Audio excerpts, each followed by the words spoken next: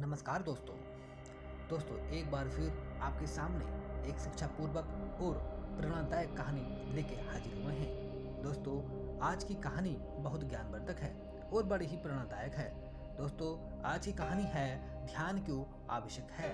दोस्तों, अगर आपने इस कहानी को पूरा सुन लिया तो आप इस कहानी से सीखेंगे कि ध्यान का हमारे जीवन में कितना महत्वपूर्ण स्थान है। ज्यादातर लोगों का ध्यान वर्तमान में न होकर भविष्य या भूत में डूबा रहता है, इसलिए सारी चिंताओं से मुक्त होकर वर्तमान में जीना सीखें। दोस्तों, ध्यान वह विद्या है जिसके द्वारा हम अपने मन, मस्तिष्क और इंद्रियों पे नियंत्रण बना सकते हैं।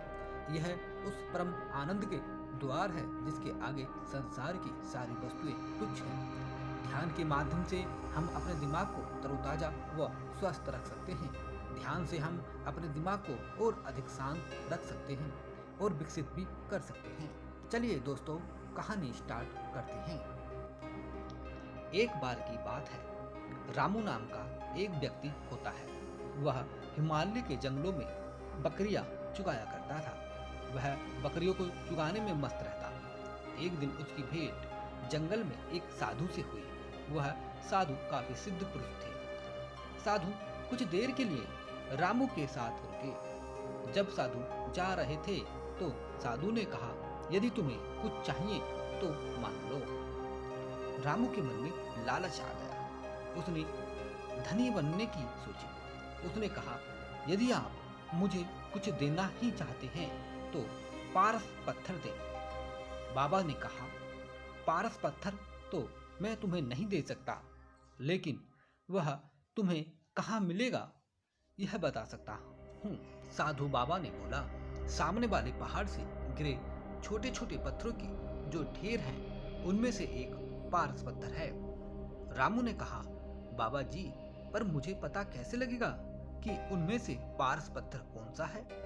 बाबा ने रामू को लोहे की छड़ का टुकड़ा दिया। कहा, तुम्हें प्रत्येक पत्थर को इस छड़ से टच करना होगा।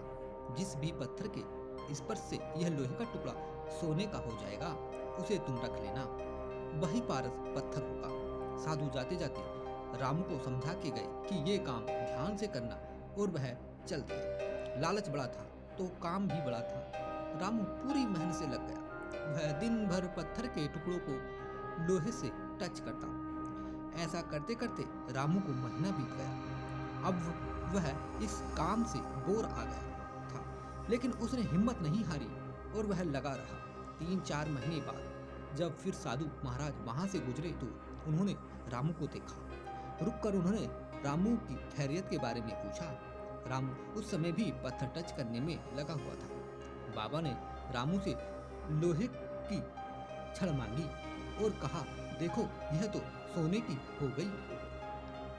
बाबा ने रामू से कहा, इसलिए मैंने तुम्हें कहा था कि इस काम को ध्यान से करना। रामू से पूछा कि कौन से पत्थर से लोहा सोने का हुआ, तो वह कहने लगा, पता नहीं, कब से मैंने इसे लोहे को देखा ही नहीं। मैं तो बस केवल स्पर्श ही करता जा रहा था। इस ओर से मेरा ध्यान हट गया था।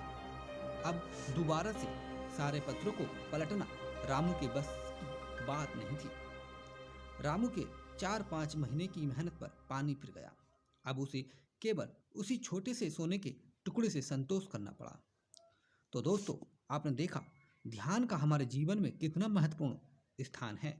ज्यादातर लोगों का ध्यान वर्तमान में न होकर भविष्य या भूत में डूबा रहता है, इसीलिए सारी चिंताओं से मुक्त होकर वर्तमान में जीना सीखो।